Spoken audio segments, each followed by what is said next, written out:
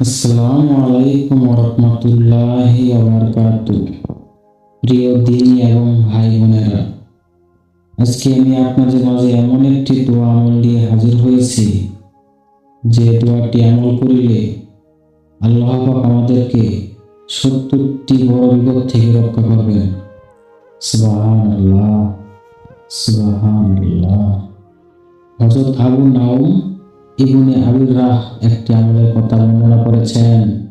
তারা বলেন, যে ব্যক্তি নিম্নে দোয়া একবার পাঠ করবে, ১০০ বার নয়, মাত্র একবার আল্লাহ তাআলা তার ৭০টি বিপদ দূর করে দিবেন।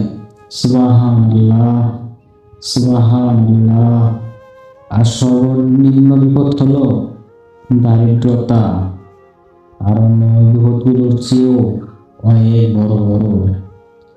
যে ব্যক্তি এই দোয়া আমল করবে, আল্লাহ তাআলা তার এসব বিপদ দূর করে দিবেন ইনশাআল্লাহ, ইনশাআল্লাহ।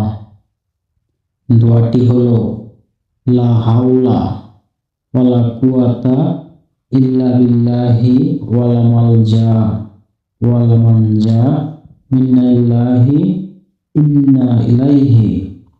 দোয়াটি নিজে আমল করবেন, আপনার বন্ধু বান্ধবদের মাঝে শেয়ার করে দিবেন ইনশাআল্লাহ, ইনশাআল্লাহ।